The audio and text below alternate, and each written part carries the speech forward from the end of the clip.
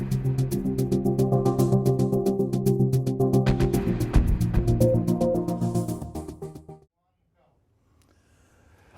welcome to another edition of Astronomy for Everyone. This is the June 2022 episode. My name is Dr. Timothy Day. I have the distinct pleasure of being a guest host tonight, and that's because Don Klaser, who usually occupies this seat, is our expert guest. One of Don's expertise is the field of how ancient peoples saw the sky, the patterns they noticed, how they incorporated these patterns into their lives, the significance they drew from them, and the stories they generated. In particular, tonight we're going to talk about celestial geometries, how these patterns repeated, and how the ancient peoples incorporated those patterns into their lives and, in fact, their building and their structures.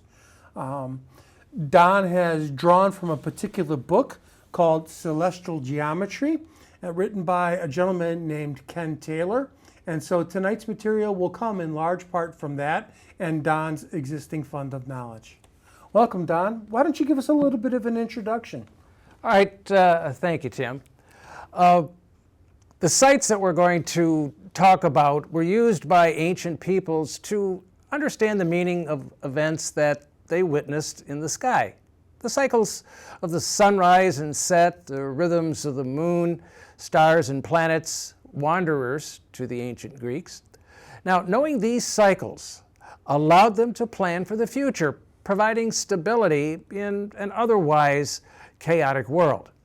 Until a few hundred years ago, people really had no idea what kept the sun on its path or how the starry night stayed aloft. These sites that we're going to talk about were their attempt at understanding this. So they didn't have clocks back then. No. And so the sky and the repeating patterns they saw in the heavens above them served as a form of clock. Correct. And clocks are important for what reason to societies? Well, telling them when to plant, when to harvest, the best hunting, fishing times. It was their calendar of life, really. So these were events that were important literally to the survival of the people themselves. Knowing when to plant meant that you wouldn't plant at the wrong time and have your fields flooded or not receive enough rain, or that you didn't know exactly when the sun was going to reappear. Exactly. That sort of a thing. Exactly. Okay. So we're gonna take a look at a number of sites, and we're gonna start talking about how they viewed the sun. Okay. All right, and we'll begin at one that I'm sure most folks are familiar with, and that is Stonehenge.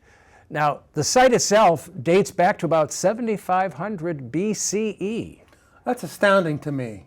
7500 BCE, before Common Era, right? Yep, so right.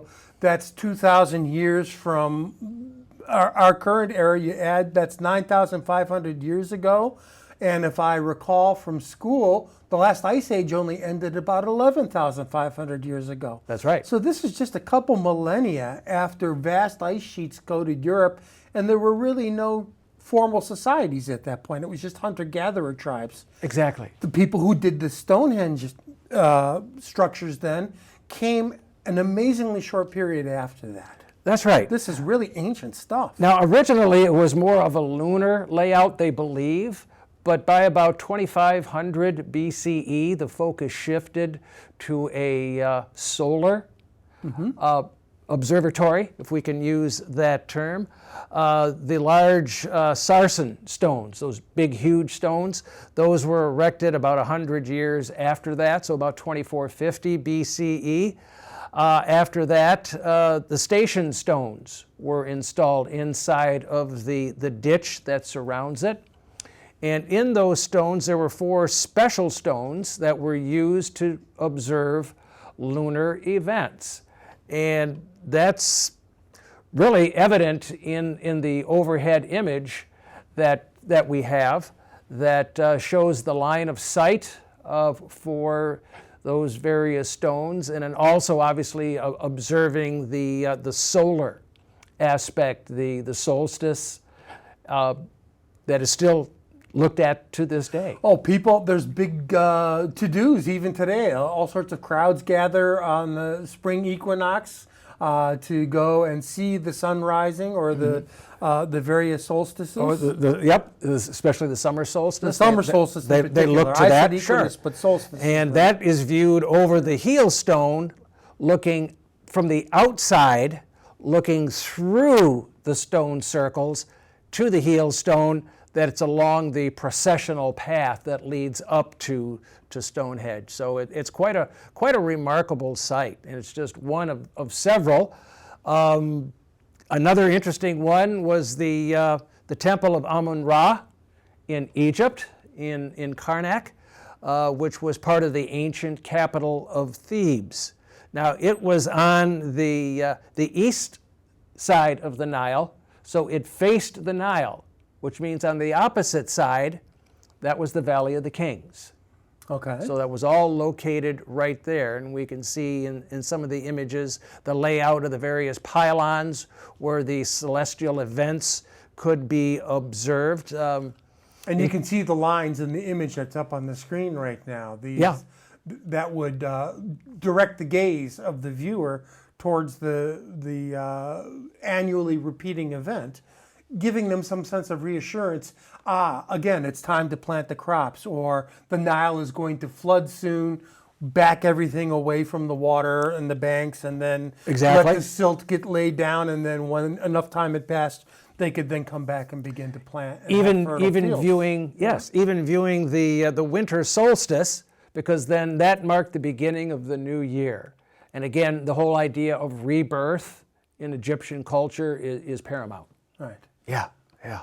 So we're going to actually shift from the old world to the new, a place called Cahokia in the city of mounds. So we've gone from Great Britain to around the globe to Egypt, and now we're back in North America. Exactly.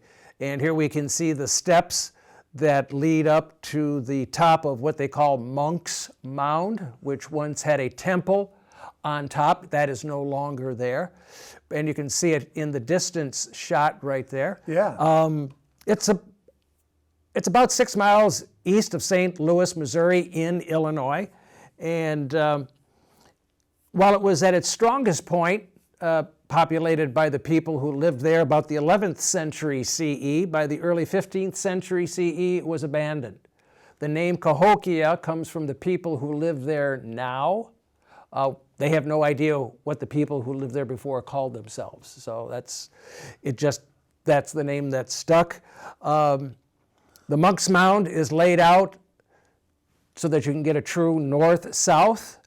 And then there's also another mound that's not quite in view that they would use to form an east-west axis to be able to view the solstices. And there were 120 of these mounds. Yes. But the Mound 72 and Monk's Mound were the two primary ones getting their alignments. They had spires mounted on them. They were the key. The spires were the key, so you could get a two-pole alignment, if you will. And when the celestial event lined up with those two poles, they do that. And so once again, it almost acts like a giant clock, a giant sundial. Exactly. A calendar to let them know a full year has passed with a great deal of accuracy. They knew, right? Again. And the pattern would repeat.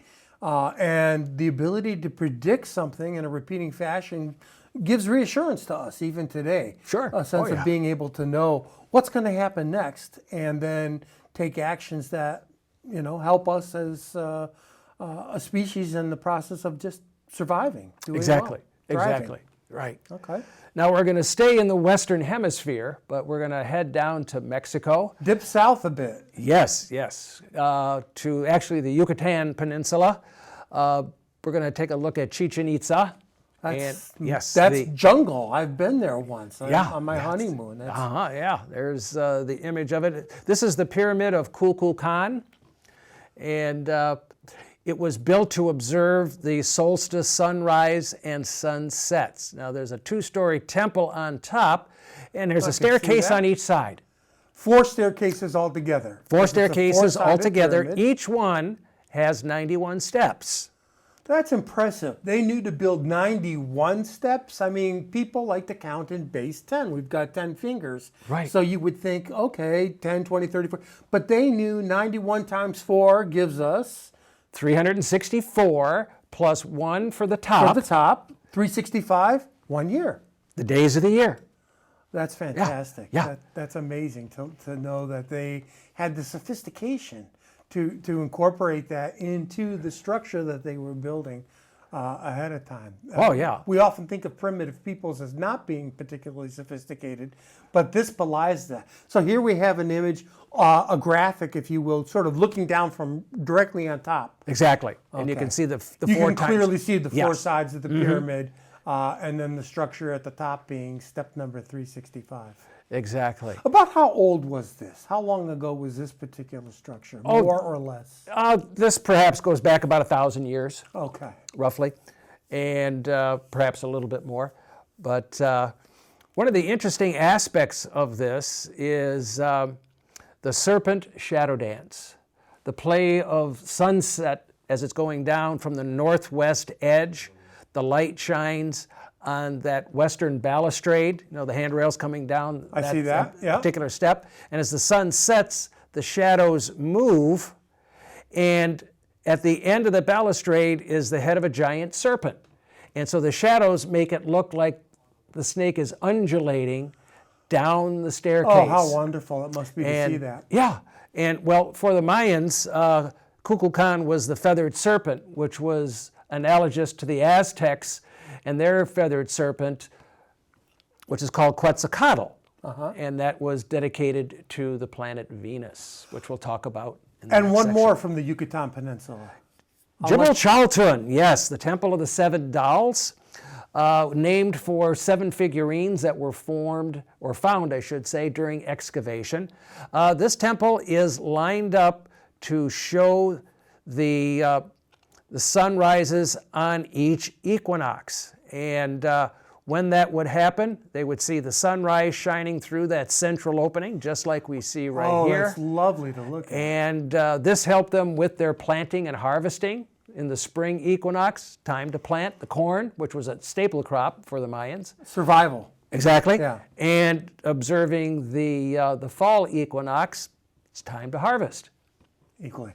That brings us to the end of the first segment of Astronomy for Everyone. When we come back, we'll begin to talk a little bit more about other celestial objects, the moon, the planets, and some of the stars. We'll take our break now, and we'll have Stephen come in with our term of the month. We have an email at the bottom of your screen. Should you have any questions, please feel free to email us.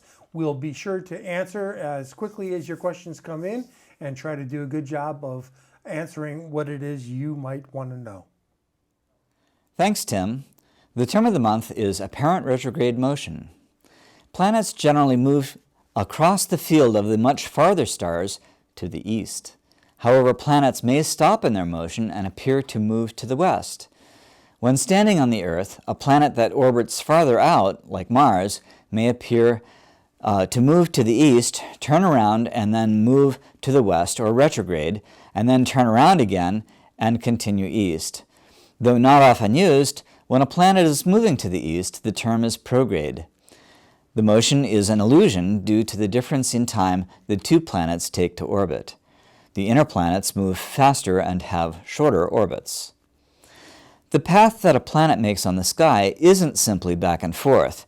It can also go up and down. That's because the planets do not orbit the sun in exactly the same plane. The path on the sky can therefore be a loop or become an S. The loop shown here is the path of Mars in the 2009 to 2010 season relative to the constellation Cancer. And that's the term of the month, apparent retrograde motion. Back to you, Don. Hello again, and welcome back to the second half of Astronomy for Everyone, where my guest is Don Klaser, our expert on how ancient people saw the sky and the sacred geometries they saw and built into their environment and their temples and monuments. Don, we left off with the sun. Tell us a little bit about the moon now. Well, there's a couple of interesting places that Ken talks about in his book. The first is in Ireland, a place called Newgrange, where there is a mound by that name along with two others. One is Noth and the other is Doth. And they're naturally occurring mounds. They weren't built like the mounds back at Cahokia. Okay. And they're located about 26 miles north of Dublin. And from the Newgrange mound, Doth and Noth lie northeast and northwest, respectively, and align with the rising and setting of the moon at its time of its minor standstill. Now, a lunar standstill is analogous to a solar solstice, and this particular cycle covers 18.6 years. Okay. And sticking with the British Isles, we can move next over to the recumbent stone circles. About 100 of them, similar to what you see here, are scattered across the landscape of northeastern Scotland. Now, each one of these stone circles has a central feature, which is a large stone laid on its side. Hence recumbent. It's lying down. Exactly, Okay. exactly. And then two tall vertical stones on either side. Now, the number of verticals in a circle can vary depending on the size, but they notice that the recumbent stone is always within a 90-degree arc that's centered on the south-southwest and aligned pretty much somewhere between minus 28 to minus 33 degrees declination to be able to view the moon at its southern major standstill.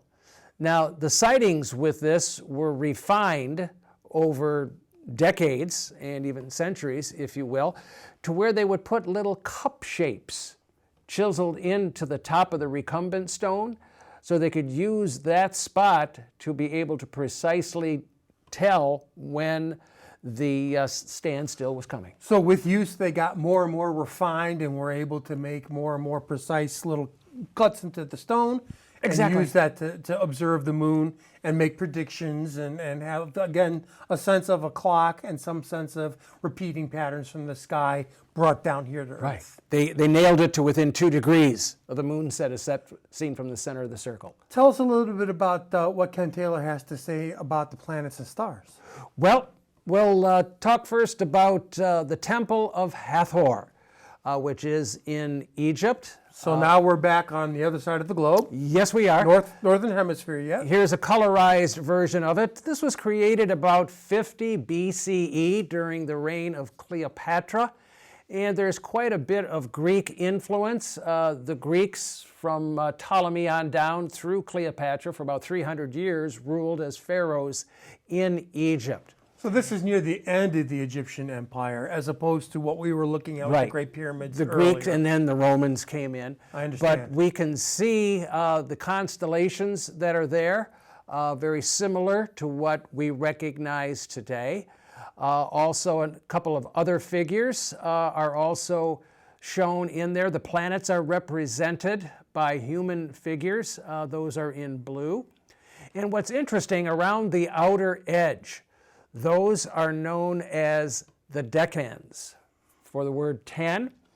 And these were used to be able to tell the time during the night. You had your watches during the night, and each one would rise about every 10 days just before sunup. So it was the heliacal rising of these. So heliacal is associated with the sun. Helios. Rising, right. So you would look at the horizon just before the sun rose and see what star was just sneaking over the horizon. A star, or sometimes it was an asterism.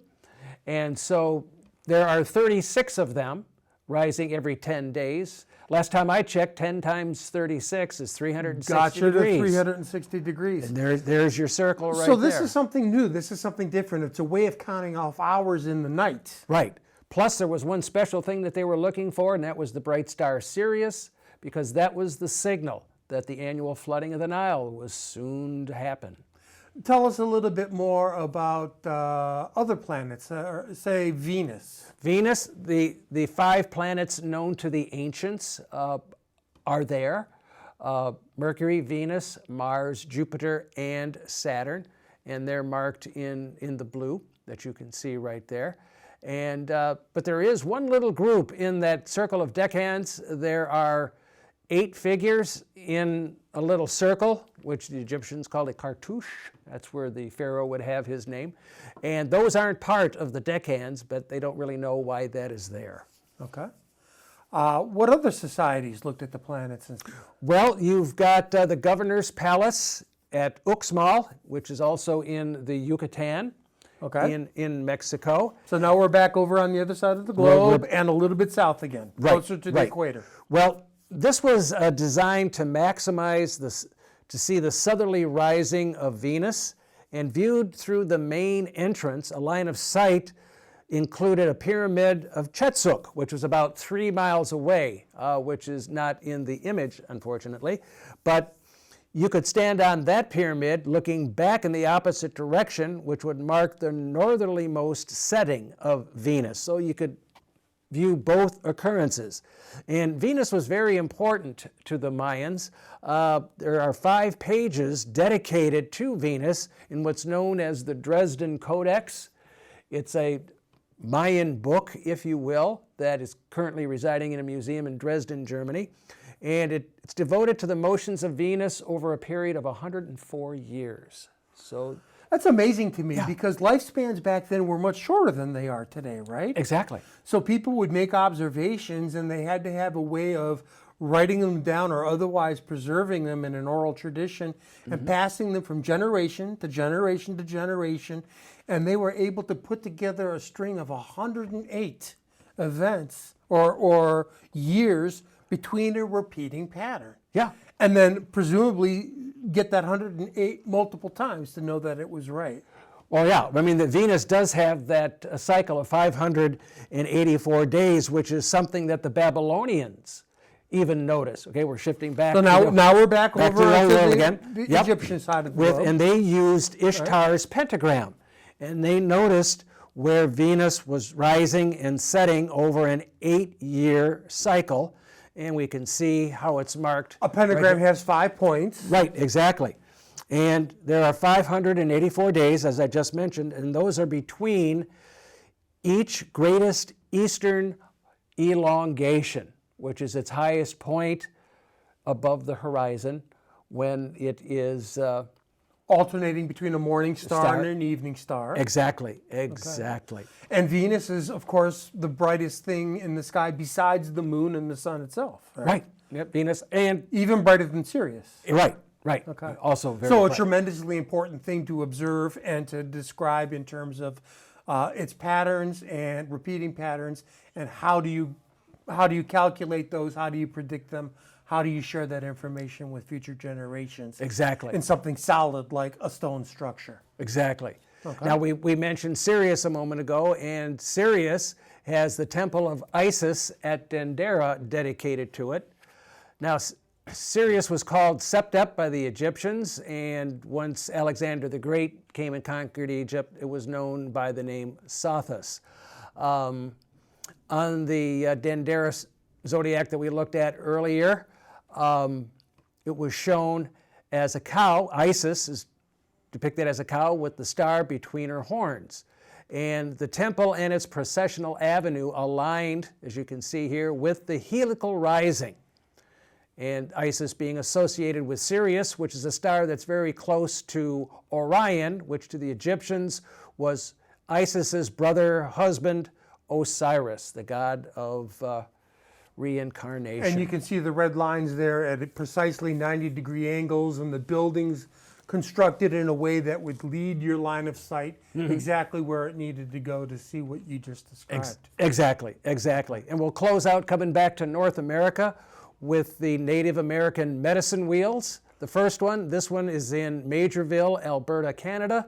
It has a central stone cairn with 28 spokes radiating out, which would help them observe the 27.32 days that we know now, when the moon would come back to the same spot against the background stars.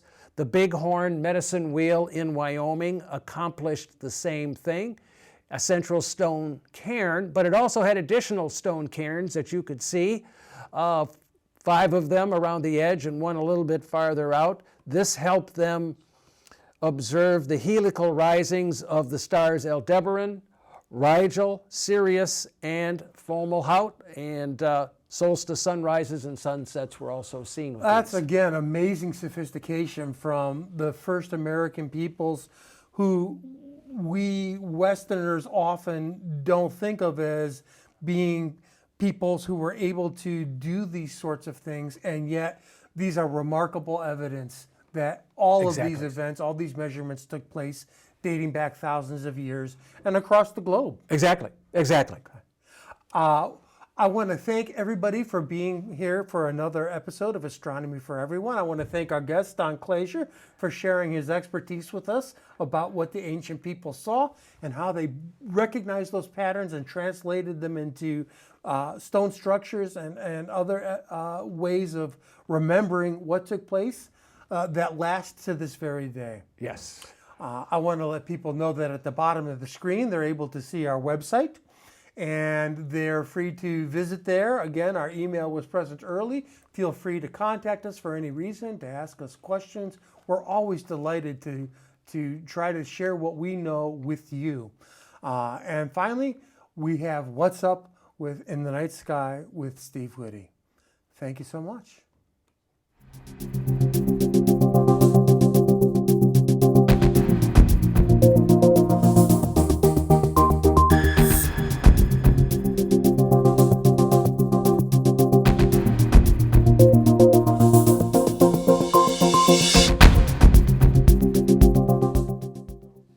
Thanks, Tim. What's up in the night sky for June 2022? We have the summer solstice on June the 21st. We have new moons pictures by J. Starbell. The first quarter is on the 7th, the full moon is on the 14th, third quarter is on the 20th, and we have a new moon on the 28th. Mercury is in Taurus and rises very close to sunrise. It has maximum western elongation on the 16th of June. Venus goes from Aries to Taurus and rises an hour earlier. Uranus is in Aries. Neptune is in Pisces. Mars is in Pisces. Jupiter goes from Pisces to Cetus.